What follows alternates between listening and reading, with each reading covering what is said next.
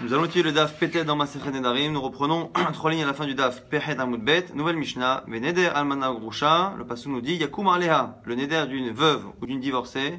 Yakum Aleha. Le vœu tiendra, donc on ne peut pas l'annuler. Et la Mishnah va parler de 2 cas et nous expliquer que lorsque la femme, à un moment donné, va être veuve et à un autre moment ne le sera pas, et qu'entre-temps le neder aura pris effet, on verra que c'est le moment où elle a pris l'engagement qui compte et non pas le moment où le vœu prend effet. Ketsad. Amra Reni Nezira Lachar Shoshim Yom. Elle a dit je serai Nezira dans 30 jours. Afalpi Sheniset Betor Shoshim Yom. Même si elle s'est mariée entre-temps, et no yachol la faire. Donc elle a parlé quand elle était veuve ou elle était divorcée. Donc à un moment où personne ne peut annuler son neder. Elle a fait son neder et dans les 30 jours, avant que le neder s'applique, elle est redevenue mariée. Donc à une situation où normalement il y a une personne pour annuler ses nedarim. Et là nous dit la Mishnah, l'essentiel n'est pas le moment où le vœu s'applique, mais le moment où elle s'est engagée, où elle a parlé, et donc on ne pourra pas annuler ce neder. Par contre, si le neder à l'inverse a été fait à un moment donné où elle était dans le domaine de son mari, donc elle a été mariée, mais là il pourra lui annuler quoi qu'il arrive. C'est quoi qu'il arrive? Ketsad, exemple. Elle a dit, je serai Nézira dans 30 jours. Quand elle l'a dit, elle était mariée. Même si dans les 30 jours, donc entre le moment où elle s'est exprimée et le moment où le vœu s'applique, elle est devenue divorcée ou veuve, Arezé Moufa, l'annulation qu'il a fait le jour même, est valable toujours, puisqu'encore une fois, c'est le moment où elle s'est exprimée qui compte et non pas le moment où le vœu prend effet. Ça, c'est première halakha de la Mishnah. Nouvelle halakha, c'est un cas où la femme était mariée ici à 100%. Pas que Nahara Meorasa, qui est fiancée sans avoir fait la choupa, mariée à 100%, elle fait un éder. Le jour même, son mari la divorce, et le jour même, son mari la récupère et la remarie. On a parlé d'un cas similaire dans Perek Nahara Meorasa, la Gemara va comparer les 2 cas. En tout cas, dans ce cas-là, on nous dit que le mari ne peut pas annuler le vœu qu'elle a fait le matin. S'il n'a pas annulé le vœu ce matin lors du premier mariage, eh bien le second mariage qu'il fera dans la journée avec elle est considéré comme un nouveau mariage, et donc le vœu du premier mariage est considéré comme un kodmim, comme un vœu des vœux antérieurs qui finalement ne sont pas annulables. Nadravo bayom, elle a fait un éder le jour même, venit garshavo bayom, et qu'elle était divorcée le jour même, haziravo bayom, et qu'il l'a réépousé le jour même, et no yachol les affaires, il ne peut pas annuler. Et la Mishnah nous donne la généralité qui, encore une fois, chaque fois dans une Mishnah, quand on répète une généralité qu'on a compris de la lacha, il va falloir comprendre pourquoi on le répète. Zehaklal, voici la règle.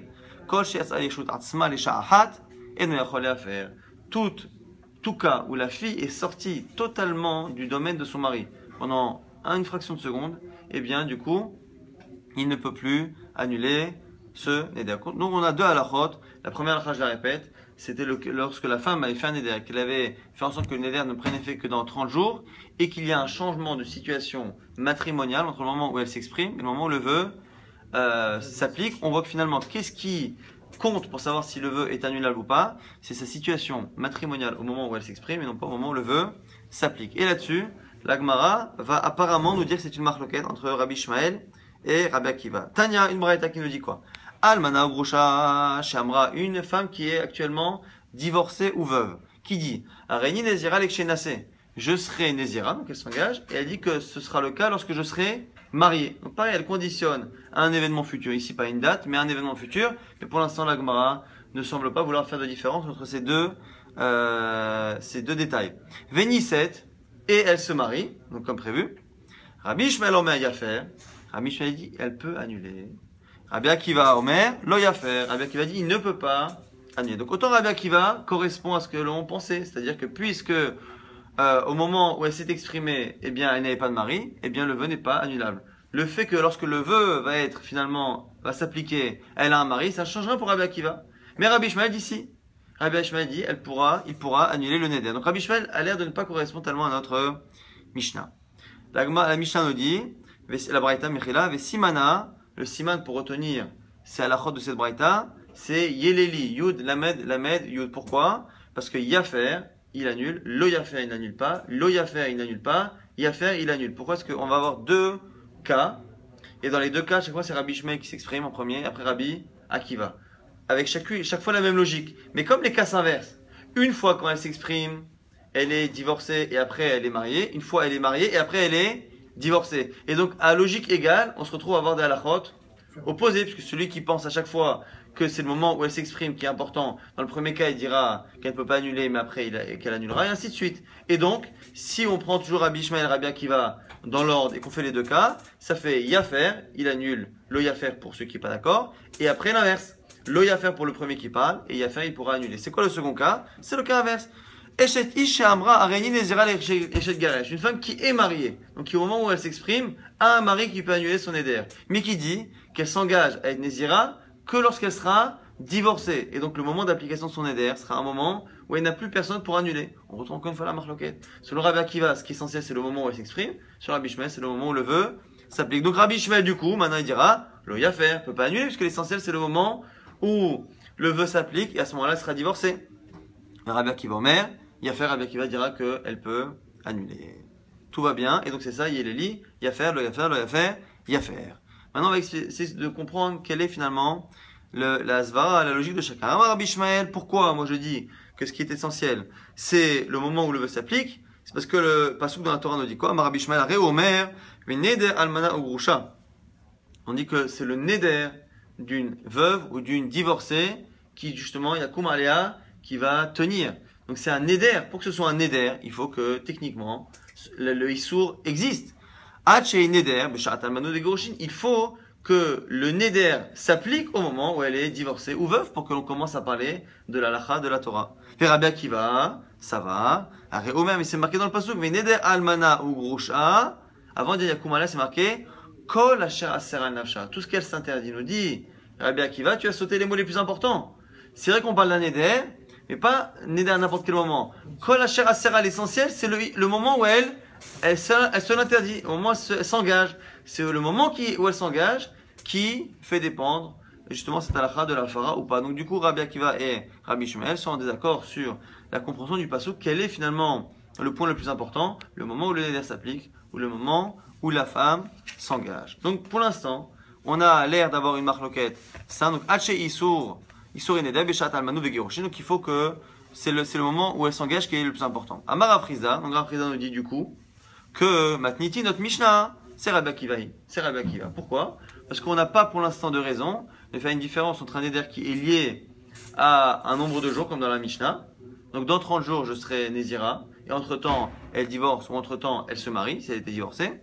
Et on n'a pas de raison de faire une différence entre ce cas-là et celui où elle dit je serai Nézira lorsque je serai mariée, je serai Nézira lorsque je serai divorcée. Il n'y a pas de raison a priori de faire une quelconque différence. Du coup, comme Rabbi Akiva, c'est toujours celui qui dit que c'est le moment où elle s'exprime qui est important, ce qui est aussi le cas de celui qui parle dans la Mishnah, on dit que la Mishnah c'est Rabbi Akiva. Vient Abaye et dit non, c'est pas pareil.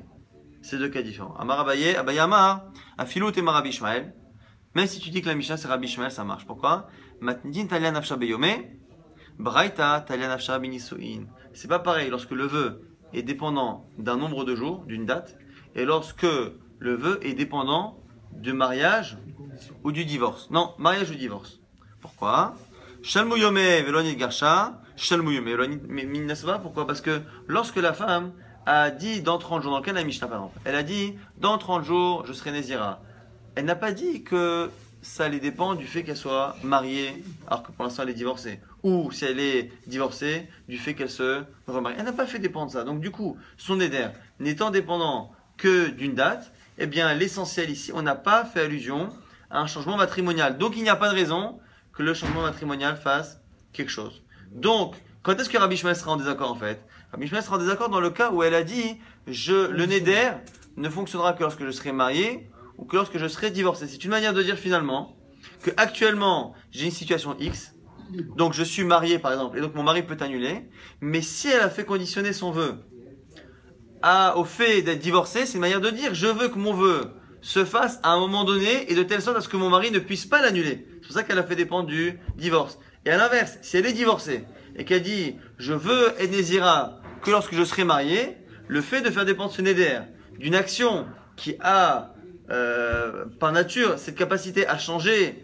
sa capacité à prendre un neder, c'est une manière de dire pour l'instant personne ne peut annuler mes vœux, mais moi je veux prendre un vœu qui ne sera appliqué que de telle sorte à ce que mon mari puisse l'annuler. C'est là que Rabbi Ishmael sera en désaccord. Par contre, lorsque elle n'a rien dit par rapport au mariage, qu'elle a dit dans 30 jours, dans un mois, dans 10 mois, ou que même la condition est différente, elle a dit si se passe tel événement qui est extérieur au mariage ou au divorce, eh bien, mon éder marche, eh bien, a priori, Rabbi Ishmael serait, d'accord? Donc ici, encore une fois, on a une marloquette Rav Rizda Abaye.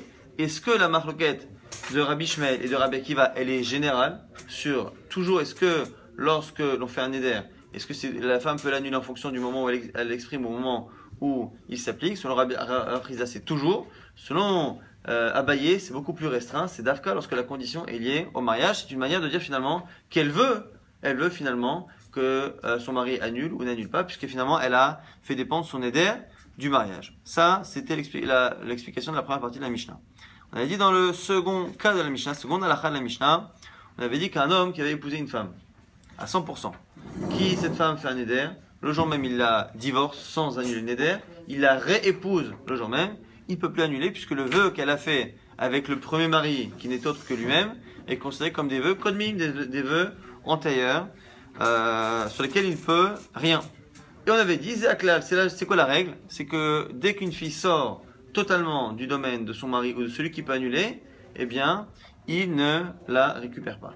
Alors cette généralité, on l'avait vu aussi dans Nahara Meorasa, dans le père qui parlait d'une femme qui était Nahara, donc jeune fille, entre 12 ans et 12 ans et demi, et qui se mariait, mais qui ne faisait pas la choupa, donc qui avait encore 50% de ses nédarim qui étaient annulables par le père, les autres 50% par son mari. On avait dit que si elle n'a pas fait encore la choupa, donc elle n'est pas sortie complètement du domaine de son père, eh bien, si elle devient veuve ou divorcée, elle revient dans le domaine de son père, et si le jour même elle se remarie, même si normalement, avec quelqu'un d'autre, elle n'a pas le droit de se marier dans les 3 mois, eh bien, mais si elle l'a fait, eh bien, les parts que son père a récupérées, les autres 50%, il les redonne au nouveau mari, qui peut annuler. Mais, il faut, encore une fois, qu'entre-temps, elle ne soit pas devenue grande, ou qu'elle ne soit pas mariée complètement. Sinon, ça ne marche pas. Et la Michel Abba disait aussi pareil. Pourquoi? Parce que c'est la classe, voici la règle.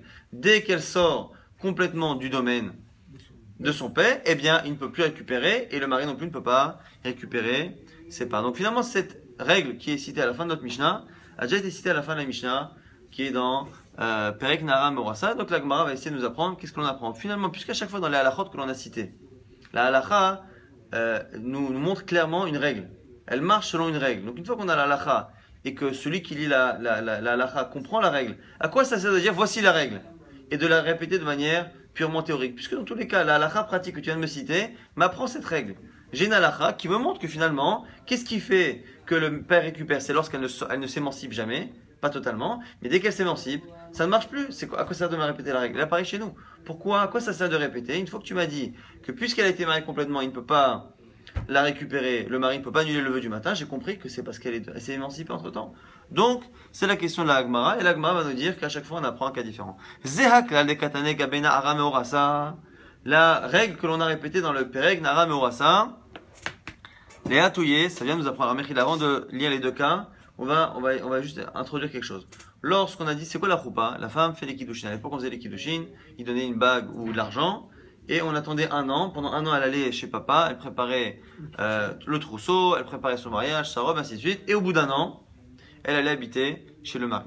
Lorsque ils habitaient loin, et bien très souvent le mari envoyait des gens pour aller chercher madame. Très bien.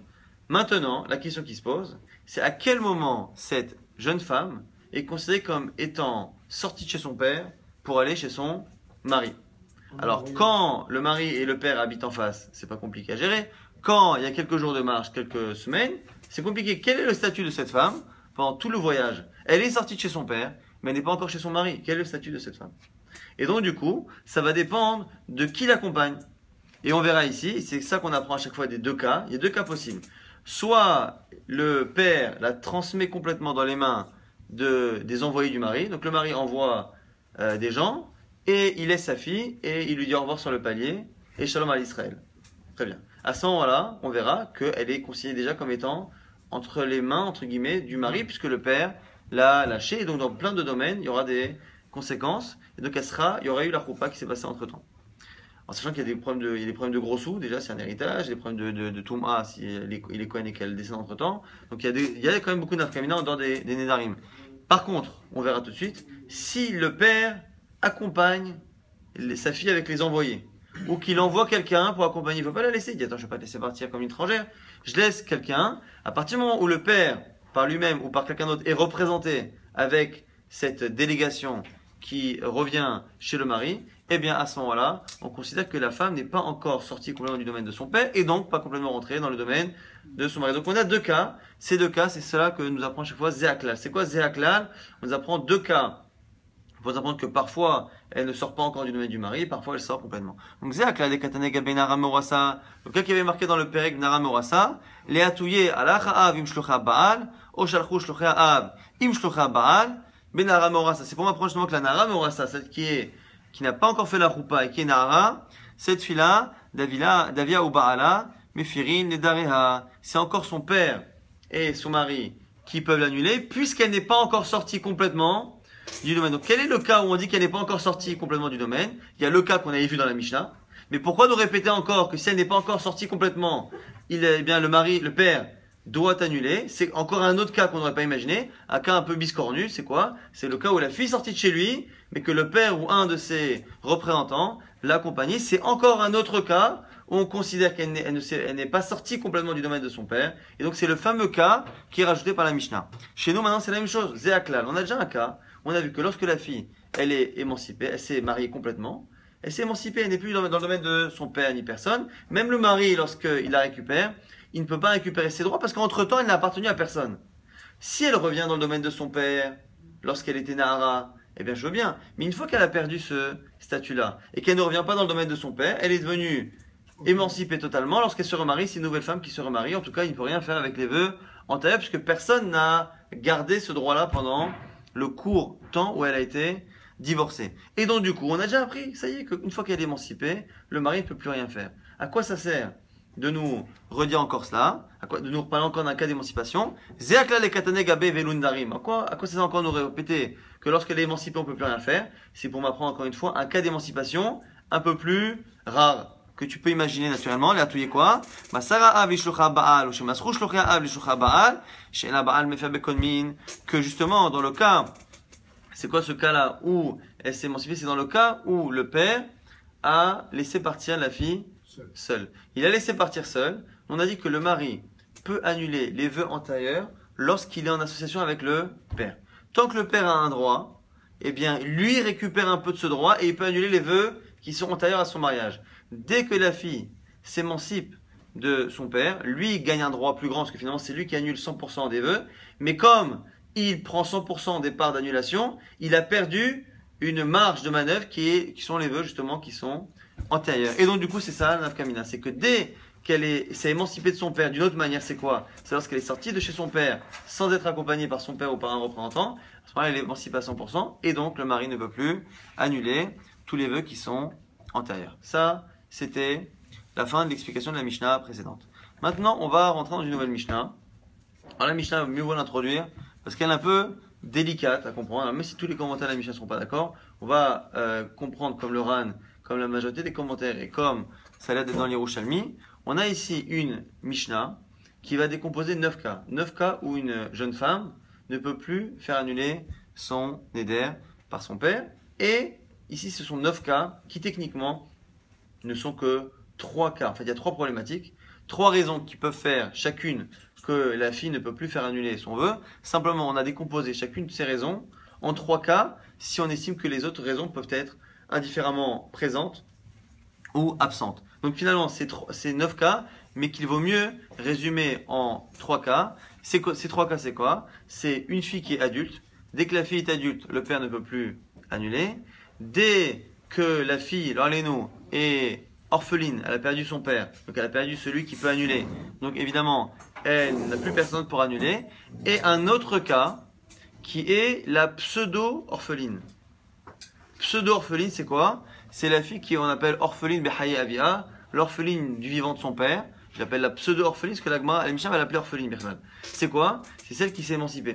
Elle a été mariée jeune fille, petite jeune fille. Elle a été mariée à 100%, et donc elle est complètement sortie du domaine de son père. Lorsqu'elle divorce ou qu'elle est veuve, elle ne revient pas dans le domaine de son père. Elle est entre guillemets orpheline du vivant de son père, dans le sens où son père n'a plus de droit sur elle, alors que son père est vivant et qu'elle est en âge normalement d'être sous la tutelle de son père. Donc on a trois raisons qui séparément peuvent faire en sorte qu'une fille ne peut plus avoir son vœu qui est annulé par son père, soit le fait qu'elle soit adulte, donc son père est vivant mais elle est adulte, soit son père est décédé, soit son père, même vivant, a perdu son droit, donc c'est ce qu'on appelle la pseudo-orpheline, celle qui a fait perdre des droits à son père en se mariant, mais ici, encore une fois, elle s'est mariée totalement. Si elle n'a été que Meorasa, elle n'a pas fait la choupa, le père a gardé une part qu'il récupère lorsqu'elle devient divorcée ou veuve. Si elle a été mariée à 100%, il perd totalement les droits. Et donc, du coup, une fois qu'on comprend qu'on a finalement trois règles, eh bien, on va comprendre un peu ces 9 cas qui sont finalement 9 cas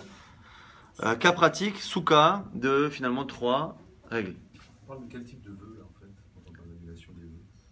Une fille qui s'engage à s'interdire quelque chose, elle s'interdit de consommer, en général tous les vœux quasiment dont on parle jusqu'à présent, c'est une femme qui s'interdit de manger, qui s'interdit de se laver, qui s'interdit de faire des choses comme ça, des vœux en général, nidre issour, ce qu'on appelle.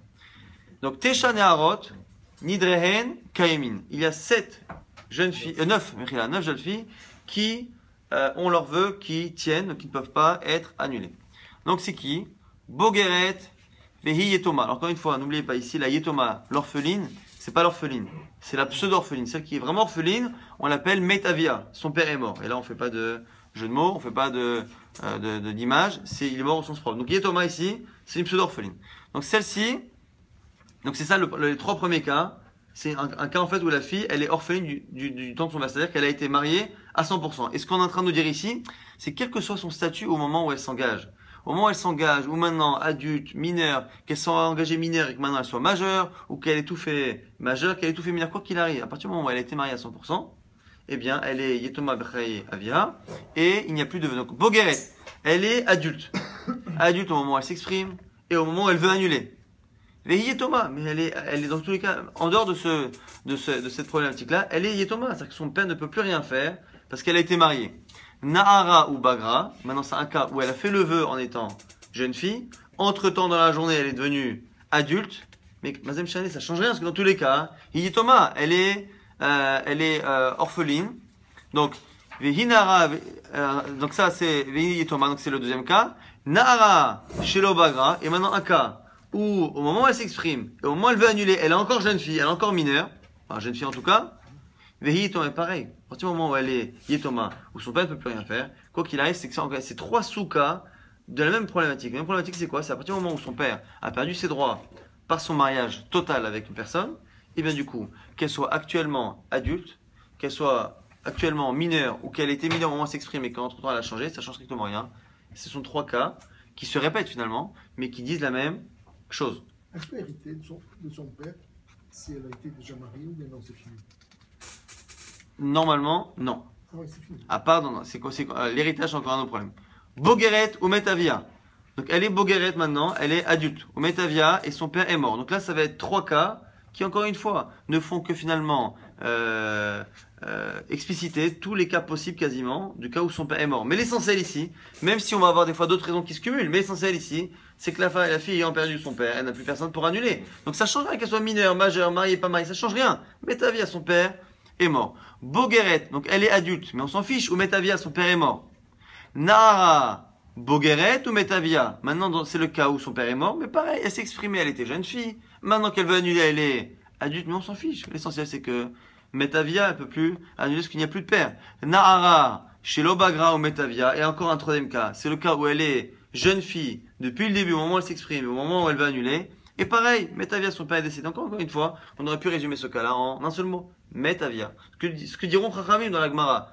Metavia, son père est mort. Mazem Shane, qu'elle soit maintenant enfant, qu'elle ait été enfant maintenant qu'elle est adulte, ou qu'elle était adulte depuis le départ. Ça ne change rien à partir du moment où Metavia, ça suffit. Donc c'est encore 3 cas qui finalement ne sont que le détail d'une même logique. Troisième catégorie de cas, qui sont encore 3 cas, qui encore une fois sont par rapport à la même logique. C'est quoi ici la logique? C'est le fait qu'elle soit adulte. Maintenant, on a dit, donc il y a 3 choses. C'est le fait que son père n'ait plus de droit sur elle, le fait que son père soit mort, ou le fait qu'elle soit adulte. Dès qu'elle est adulte, elle est aussi pareil. Vous allez voir, père vivant, pas vivant, qu'elle était à un moment donné jeune fille, elle est adulte maintenant, c'est fini, on peut plus rien faire. Donc c'est quoi les cas? Nahara, une jeune fille. Chez Metavia, dont le père est mort. Mais ça aussi, on s'en fiche que son père soit mort, c'est pas ça qui change. Nara Shemetavia ou Mishemetavia Bagra, et après que son père soit mort, Bagra, elle est devenue adulte. L'essentiel, c'est qu'encore une fois, aujourd'hui, elle est adulte, eh bien, elle ne peut plus annuler. Son père est décédé, effectivement, mais même si son père était vivant, il n'aurait rien pu faire. Bogeret, maintenant, elle est adulte depuis le départ. Veavia, Kayam, elle a un père qui est vivant. Eh bien, pareil, comme elle est Bogeret, son père ne peut rien faire. Maintenant, elle a fait le vœu lorsqu'elle était Nahara, lorsqu'elle était mineure. Bogeret, et maintenant elle est devenue adulte. Veavia quand même, et son père est vivant. Encore un troisième cas, mais encore une fois, l'essentiel n'est pas là. L'essentiel, c'est que elle est adulte. Donc vous allez me dire, mais si c'est ça, à quoi ça sert de résumer en 9 cas? Finalement, 3 cas. Et à chaque fois que tu veux détailler d'autres cas, tu es obligé de rajouter des conditions qui font que se répéter. Eh bien, le Nuyar au Shami, c'est que c'est pour aiguiser un peu l'esprit des élèves en leur faisant des soukas un peu compliqués. C'est pour ça que la Mishnah qui va être au nom de Rabbi Yehuda au final, eh bien, dit ça. Bon, c'est un peu étonnant en vérité, parce que surtout qu'au niveau mémotechnique, c'est encore plus compliqué à retenir. C'est vraiment, en général, on dit que la Mishnah, normalement, on simplifie, on dit peu de choses pour justement qu'on se rappelle bien. Là, ici, vraiment, c'est une Mishnah qui a un casse-tête pour pas grand-chose, que finalement, ce que vont faire Chachamim, c'est résumer cette Mishnah en 3 mots simplissimes qui permet finalement de retrouver tous ces cas sans aucun problème. Il n'y a aucune facilité ici dans ces cas. Il n'y a à la limite que la difficulté. C'est pour ça que certains ne veulent pas accepter cette explication. Mais nous, on va se contenter de l'explication classique. Rabbi Yehuda Omer. Maintenant, Rabbi Yehuda, qu'est-ce qu'il a rajouté? Sur le premier cas, on a dit une femme qui s'est émancipée. On a parlé d'une fille qui était Nahara, donc entre 12 ans et 12 ans et demi, qui s'est mariée totalement, donc Kiddushin et Nisuin avec un homme, et qui, une fois qu'elle est veuve ou divorcée, eh bien son père ne récupère rien. On parlait d'une Nahara. Alors on aurait pu penser que la Ktana, celle qui est encore plus petite que 12 ans. Nahara, c'est l'adolescence. Alors l'adolescence, c'est genre dans la Torah, c'est sympa, ça ne dure que 6 mois, 12 ans et 12 ans et demi. Mais avant 12 ans, c'est Ktana, c'est une vraie mineure. Est-ce que cette vraie mineure-là, lorsqu'elle s'est mariée, est-ce que finalement, comme elle est mineure, est-ce qu'elle ne retombe pas dans le domaine de son père? Me dire Rabbi Yehuda, non, non. Afamasi bito Ktana. Même si lorsqu'elle s'est mariée, elle était Ktana à 100%, vraiment mineure, eh bien, pareil, et qu'elle est revenue et qu'elle a encore, bon, ici pour l'instant on dit Nahara, eh bien c'est pareil, quoi qu'il arrive, nous dit ici Rabbi Yehuda, il n'a pas besoin que le mariage soit fait lorsqu'elle est Nahara, même lorsqu'elle est Ktana, eh bien le père perd complètement le droit sur sa fille à partir du moment où elle s'est mariée. Maintenant, la Gemara va dire ce que l'on a dit, la fameuse Mishnah qui nous cite 9 cas, Rabbi Yehuda Amarav, on dit au nom de Rav, Zodivré Rabbi Yehuda. Ça, c'est c'est les mots de Rabbi Yehuda. Alors, ça a l'air d'être du coup une marloquette, mais les commentateurs disent que non, c'est pas une marloquette. Voici la pédagogie étrange de Rabbi Yehuda. Voici la manière de présenter de Rabbi Yehuda. Alors, Chachamim Omrim, mais Chachamim disent, ce sont les commentateurs, il faudrait dire encore une fois, c'est pas un désaccord, mais juste une manière différente de présenter le problème. Shalosh Neharon Idreim Kamim. Il n'y a que 3 femmes que l'on peut, dont les vœux ne sont pas annulables. Bogeret, l'adulte.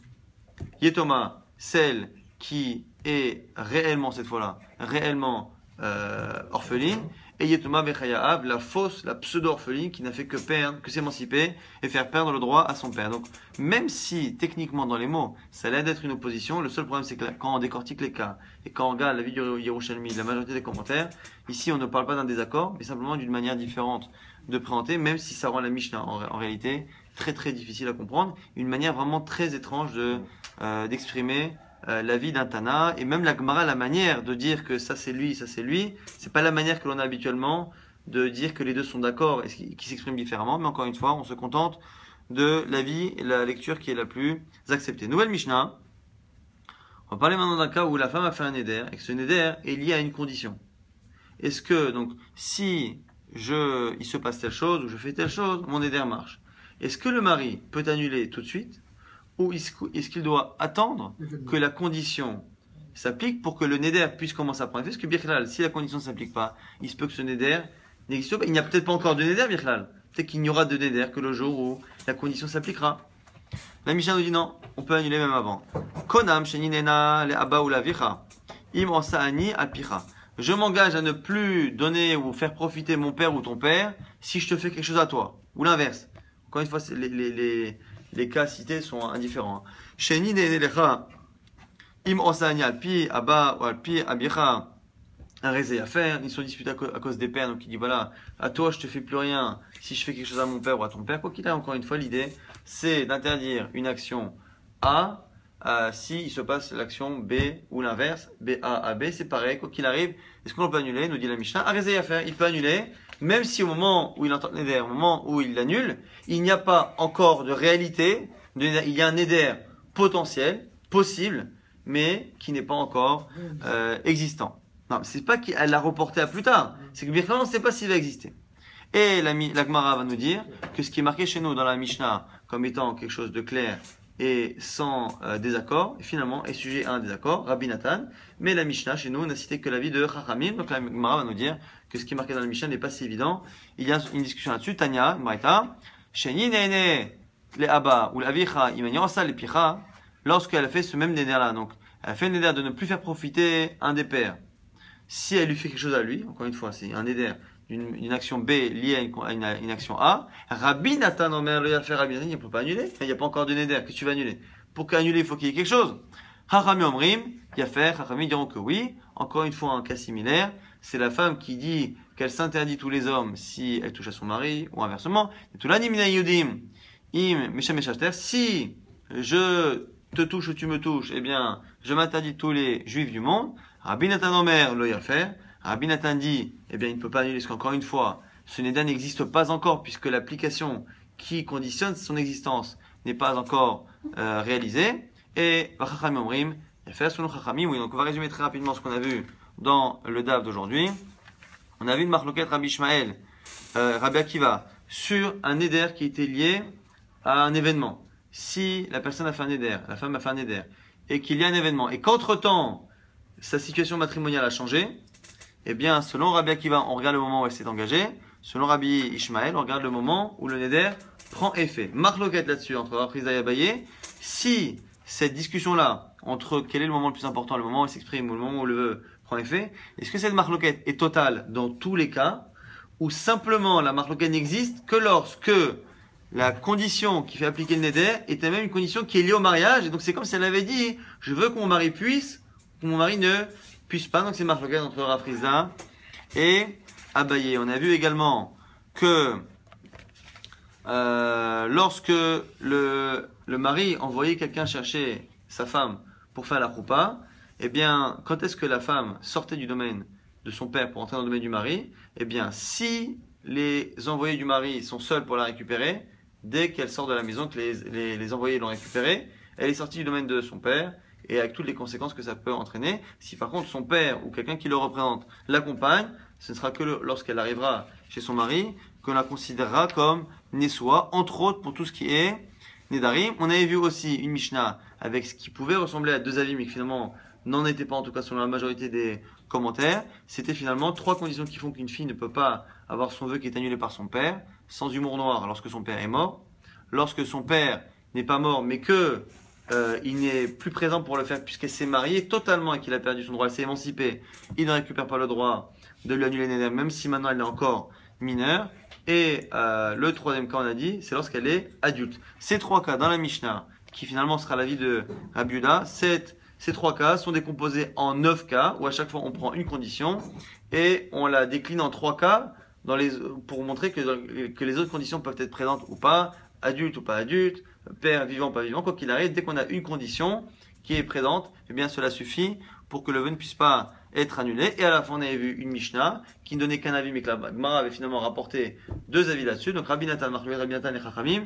Est-ce que lorsque la femme fait un vœu et que ce vœu est lié à une condition, à un événement postérieur, est-ce qu'il faut attendre que cette condition se réalise pour pouvoir l'annuler ou pas? Selon Rabbi Nathan, on ne peut pas annuler s'il n'y a pas la condition. Selon Chachamim et la Mishnah, donc a priori la halacha, dès qu'elle s'est exprimée qu'il a entendu, il peut annuler même si le vœu n'est pas encore réellement existant, puisque finalement la condition ne s'est pas encore réalisée.